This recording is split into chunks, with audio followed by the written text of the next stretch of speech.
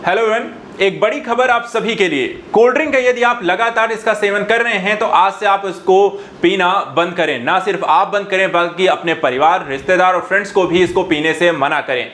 इसका एक बहुत बड़ा कारण यह है कि WHO के द्वारा हाल ही में कोल्ड ड्रिंक में मिलाए जाने वाले एक पदार्थ जिसको हम कहते हैं स्पार्टम, जो कि एक कृत्रिम स्वीटनर है, इसको कैंसर कारक घोषित करने जा रहा है। अर्थात यदि आप कोल्ड ड्रिंक पीते हैं तो आपको हो सकता है कैंसर। आज आपको बताएंगे कि यहां पर स्पार्टम क्या है, इसको किस तरीके से ये कैंसर समस्या कारक हो सकता है, इसकी समस्याएं क्या है, इसका उपयोग क्या है और कहां पर इसके किस किस तरीके से स्वास्थ्य कारक यहां पर आपको समस्याएं खड़ी हो सकती हैं।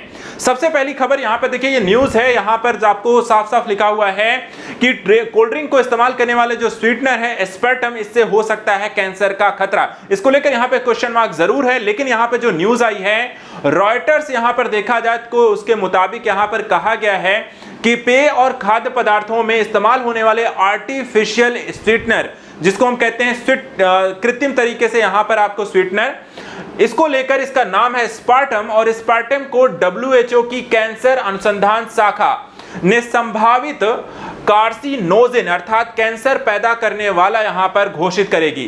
तो इसको बहुत जल्दी यहां पर इसे घोषित किया जाएगा कैंसर कारक के रूप में।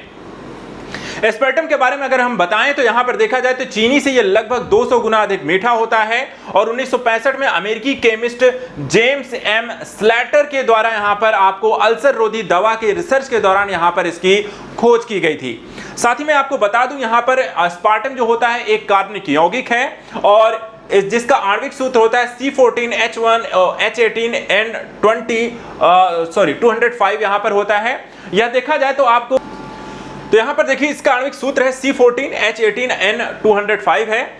यह शुगर फ्री के नाम से यहां पे प्रचलित है। इसको कृत्रिम मिठास उत्पन्न करने वाले डाइपेप्टाइड मेथिल ईस्टर था फेनिल एलेनिन व एस्पार्टिक अम्ल का व्युत्पन्न माना जाता है।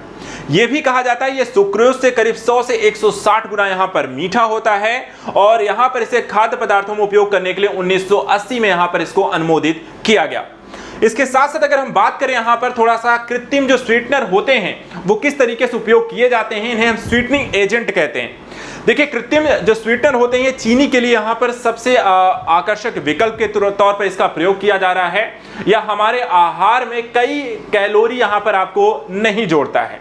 इसका उपयोग जो है सीधे प्रसंस्कृत खाद्य पदार्थों में किया जाता है, जैसे कि पुडिंग, डेयरी उत्पाद, कैंडी, शीतल पेय, पके हुए सामान, जाम और कई अन्य पदार्थों और पेय पदार्थों में। इसे स्टार्च आधारित मिठास के साथ मिश्रित करने के बाद इसे इस्तेमाल किया जाता है। और स्वीटनिंग जो एजेंट होता है इससे ठीक से काम करने के लिए स्वीटनर को पानी में घुलनशील यहां पर होना चाहिए। इसे जीभ की सतह पर मौजूद रिसेप्टर अणु के साथ आसानी से बंधना चाहिए। सामान्य जो कृत्रिम स्वीटनर वर्तमान समय में प्रयोग किए जा रहे हैं इसमें देखा जाए तो सैकरिन और एस्पार्टम जो होते हैं वो प्रमुख रूप से उपयोग होते हैं। आइए बात करते हैं एस्पार्टम के बारे में। जैसा हमने कहा इसकी खोज की यहां पर की, ये एस्पार्टम की जो प्रयोग करने की बात की गई 1879-80 के दौरान, और चीनी की तुलना में ये 200 गुना अधिक यहां पे मीठा है। आवश्यक एंजाइमों की कमी के कारण मानव शरीर में आसानी से यहां पर इसका ऑक्सीकरण नहीं होता है।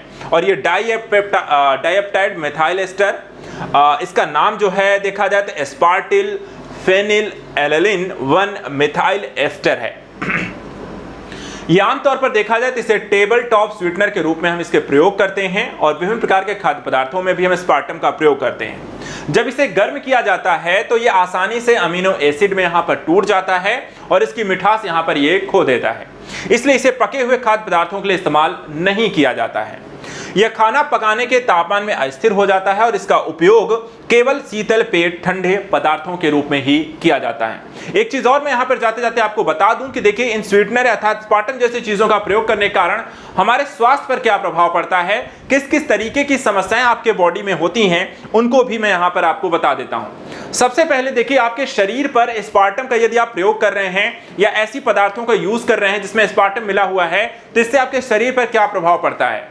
देखिए इसका हमारी आंत में जो होता है एस्पार्टिक एसिड और फेनिल एलेनिन में पूरी तरीके से ये टूट जाता है। जो अवशोषित होते हैं वो हमारे शरीर में यहाँ पे प्रवेश करते हैं।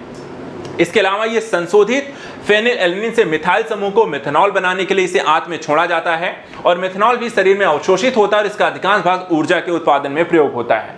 इसके अलावा कई ऐसे बच्चे हैं जिनको एक तरीके का रोग है, रोग का नाम है यहाँ पे फेनिल केटोनूरिया। ये एक दुर्लभ वंशानुगत बीमारी है। यदि ऐसे बच्चे यहाँ पर एस्पार्टम का यहाँ पर प्रयोग करते हैं तो उनके लिए यहाँ पे समस्या हो सकती है, क्योंकि ऐसे बच्चों के शरीर में फेनिल एलानिन नामक अमीनो एसिड ठीक से तोड़ने में यहाँ पर ये सक्षम नहीं होते हैं, और जिसका उपयोग एस्पार्टम बनाने के लिए यहाँ पर किया जाता है। एस्पार्टम युक्त खाद्य पदार्थों को, पेय पदार्थों पर लेबल इसके बारे में यहाँ पर विवरण होना आवश्यक है, जो कि नहीं किया जाता है कई बार। बता दें कि आपके एस्पार्टम का प्रयोग यदि आप लगातार कर रहे हैं, कहने का मतलब आप ऐसे पदार्थों का यूज कर रहे हैं, तो आपके किस शरीर के अंग में किस तरीके के प्रभाव देखने को मिल सकते हैं। सबसे पहले देखिए यहाँ पर, अगर आपकी जो आंखें हैं इनमें एक या दोनों आंखों की रोशनी जा सकती है, आपको कम दिखाई देना, रात में दिखना कम हो जाना, आंखों में दर्द होना, आंखों में सूजन आना और आंखों का फूलना, ये सारी समस्याएं आपको देखने को मिल सकती हैं। आपकी छाती में देखा जाए तो यहाँ पर आपको लगातार धुकधुकी यहाँ पे लगी रहना, लगातार धड़कनों का तेज होना, सांस फूलना, हाई ब्लड प्रेशर की समस्या हो सकती है। पेट संबंधित अगर हम बात करें तो यहाँ पर आपको मछली यानी नौसिया और डायरिया, पेट में दर्द, निगलने में दर्द होने की समस्या हो सकती है। स्किन की अगर बात करें तो यहाँ पर आपको एलर्जी, खुजली, होंठ और मुंह में जलन की समस्या देखने को मिल सकती है। कान की बात करें तो यहाँ पर टिनाइटिस यानी कान में सीटीसी बजने की समस्या आपको हो सकती है। शोर सहन न होना और बहरेपन की स्थिति देखने को मिल सकती है। इसके अलावा स्नायविक हो सकता है, अर्थात दौरे आना, सरदर्द होना, चक्कर आना, कंफ्यूजन होना, मेमोरी में कमी आना, हर समय नींद आना, हाथ पैर सुन्न होना, बोलने में लड़खड़ाहट, हाइपर एक्टिविटी, चेहरे में खिंचाव, दर्द जैसी समस्याएं हो सकती हैं। उसी तरह मनोवैज्ञानिक स्थिति में अगर हम बात करें तो इससे डिप्रेशन, इरिटेबिलिटी, आक्रामकता, व्यक्तित्व विकार, अनिद्रा और भय जैसी समस्याएं आपको इसका सामना करना पड़ सकता है। इसके साथ साथ अगर हम बात करें यहाँ पर एंडोक्राइन और मेटाबॉलिक की अगर हम बात करें तो यहाँ पर आप डायबिटीज, मासिक चक्र की गड़बड़ी, बालों का झड़ना, पतला होना, वजन बढ़ना, ये समस्याएं आपको देखने को मिल सकती हैं। एस्पार्टम के अधिक उपयोग से जो समस्याएं सबसे ज्यादा होती हैं उनमें है क्रोनिक थकान सिंड्रोम, एल्जीमर्स, एलएएस, मिर्गी, थायराइड, फाइब्रोमाइएल्जिया जैसे कई यहाँ पर गंभीर रोग हो सकते हैं। तो इसलिए आप सभी को मैं कहूंगा एक बार फिर से यहाँ पर कि देखिए, कोल्ड ड्रिंक पीना यहाँ पर आप सभी यहाँ पर बंद करें, और न सिर्फ आप बंद करें बल्कि अपने आसपास, पड़ोस, परिवार, रिश्तेदारों को भी जरूर इसके बारे में सूचित करें।